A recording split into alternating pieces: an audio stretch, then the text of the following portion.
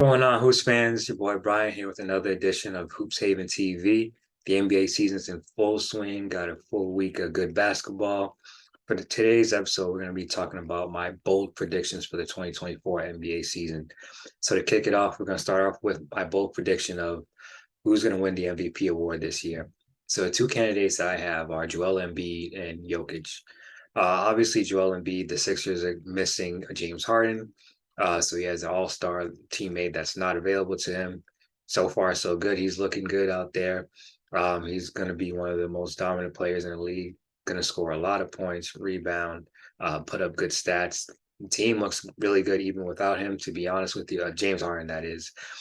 So they're going to be a playoff team. They can easily get that third seed. Obviously, I feel like the Bucks and Celtics are head and shoulders above everyone if they're healthy, but there's no reason why Sixers couldn't nab that third seed. That third seed's up for grab. And like I said, Joel Embiid won it last year, so we already know he's a capable MVP caliber player. And then obviously just going from Harden to Maxey, we're going to talk about him soon. I think he's going to have a breakout season, but he doesn't have that star cachet as of yet. He's still working towards that. So, it's definitely going to be, something that the voters are going to be kind of consider and why he has a huge chance to win the MVP award. Then you have Jokic. I don't see any reason why they can't be a first seed again. I don't see any reason why Jokic can't put up damn near triple double again. Arguably the best player in the league, at minimum, top three player in the league, greatest passing big man of all time, MVP caliber player. Arguably could have won three straight. Could have won the MVP last season. So I don't see how he doesn't just repeat that. He's a big dog, the alpha on the team. He's going to be the reason why they succeed. So, those two guys for me are the two MVP candidates, and I'm going to go with Joel Embiid, mainly just because, like I said, they're losing out on Harden. You lose an all-star caliber player, although I feel like Maxey will take the next step. Just having that dynamic, not really having a true second superstar to play with. I think Joel Embiid will win the MVP award. Number two for my bold predictions, I'm going to go with the most improved player. So most improved player candidates that I have are going to be Tyrese Maxey and Ben Simmons. So Maxey, like I just said, I think he's going to take that next step in his career. James Harden not being there is huge for him. He's going to get a lot more touches. He's already averaging first three games 30 a game. He's looking good. He looks like he took that next step. He's going to be a better player. I've always liked Maxey. I think he's a capable starting point guard in the NBA. And I think he has star potential and could be a perennial all-star in the NBA. That's just my opinion. I'm really high on Tyrese Maxey. Like I say, he's going to have great stats with Harden not being there, and it's just only going to help his development with Harden not being there, since Harden is a really ball dominant player. Ben Simmons, we all know he had a horrible year last year. This year, he seems a little bit more mentally there. He seems like he's a little bit more aggressive, hitting turnaround jumpers in preseason. If he could double his stats, he has a strong argument for most improved player. I mean, his stats last year were trash. So if he can average even what he did in Philly, 14, 10 boards, maybe 7, 8 assists, he definitely is a candidate for, most improved player. Too bad they don't have a comeback player of the year award. He could have easily won that, but I think those are the top two guys for the most improved player, and I'm going to go with Maxey. Just like I said, just the circumstances with Harden not being there, him taking a leap into potential stardom. I easily see him winning that over Ben Simmons. It's just my opinion. Number three, we're going to go with Rookie of the Year. Two candidates is going to be Wemby, and it's going to be Chet Holmgren. Victor Wembanyama, obviously immensely skilled player, 7'4", 7'5", can pull up from three, take it to the rack, break down defense. So, I mean, he's a unicorn. Like, he's literally like if KD and Giannis had a baby together. Like, that dude's a freak, like crazy. So for me, I just feel like he's probably going to be a shoe-in for it. Chet is going to give him a run for his money. Chet is also extremely skilled. rebounds, can give you. We got 7 block shots the other day. So he's going to be a problem in the league too. Both of them obviously need to bulk up and put on some weight, but I just think that obviously that's going to come. Guys like KD, guys like KG came into the league really thin. They were able to bulk up and get stronger. So I don't see why those two won't, and they'll have long, tremendous careers. But for me, I just think that with all the hype that Wemby has coming into the league, he's going to be one of the faces of the league going forward. If the stats are comparable between the two, or maybe Chet's is slightly better, they're going to give it to Wemby. Similar to the LeBron Melo comparison, where the stats were pretty much identical. Melo won Rookie of the Month on the Western Conference every single month in the season, but LeBron still got it because stats were close and LeBron was being pushed as the next big thing. So I think unless if Chet's stats dwarf Wemby, they're giving it to Wemby. That's just how it's going to be. So that's my prediction for Rookie of the Year. Next up, finals matchup.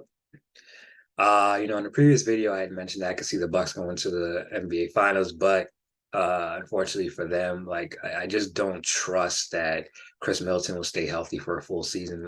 He's been injury prone the past few years, and I just think if you have Giannis, Dame, and a healthy Chris Middleton, I think they'll go to the finals, but I just don't believe that they will. So for that reason, my pick for the finals is going to be the Denver Nuggets versus the Boston Celtics. Now, Celtics, they obviously look really good. As far as their lineup, they got probably the best, top six players in the league from a lineup perspective, not like a talent, but a lineup perspective. That the KP was a great addition, upgrade over Al Horford, although Al Horford's still talented, but obviously he's getting up there in age. But I think KP looks real good. It worries me that he's playing around like 38 minutes a game so far. I don't know. I feel like you're just asking for trouble. He's always been an injury prone player. I'm a Knicks fan, so we drafted him. I know how that goes. But for me, I really like the Celtics team.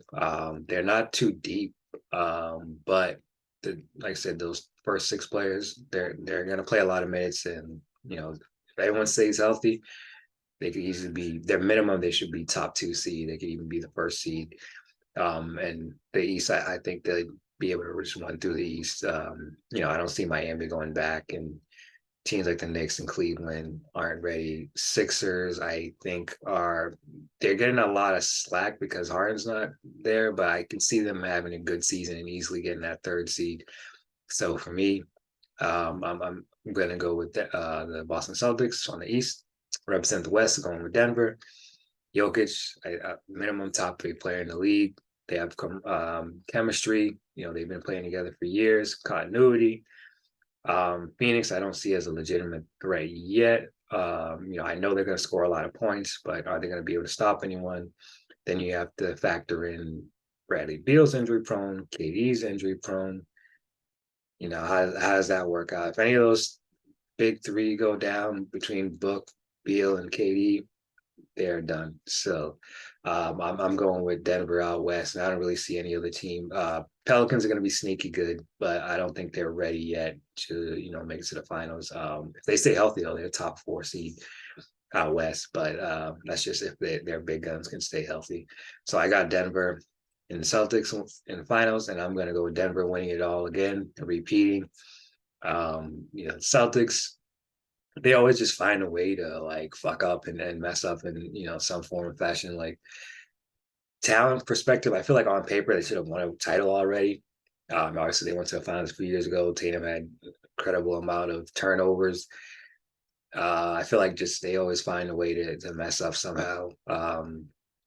Coaching, I'm a little iffy on Joe Mazzulla. We'll see how he coaches this season. But yeah, I got Denver winning it all. And my big bold prediction for the year, I think KAT's going to be the next star to be traded. There's been a lot of rumors saying that the most likely target for the Knicks would be Karl-Anthony Towns. If you think about it, the team is really Ant's team right now. I think he's the best player on their team. He's the future. That whole lineup with him, Gobert, and Anthony Edwards, Cat, and then those two. It just doesn't fit. Obviously, with having damn, why am I forgetting homeboy's name? Gobert in the lineup, it clogs up the paint, and unfortunately for Ant, makes it hard for him to get to the rack. So they're not going to be able to move Gobert. So Cat's the most likely target for that team. And I can easily see, the Knicks hopping on that. I don't think it'll take much to get Cat. I wouldn't make Cat my number one option. I don't think he's a guy you can build around, but probably a solid number two, maybe three on a championship team. So we'll see how that goes. But let me know what you guys think of my bold predictions. Am I crazy? Am I missed anything? Just let me know in the comments. But as always, stay blessed, and I'll catch you guys next time. Peace.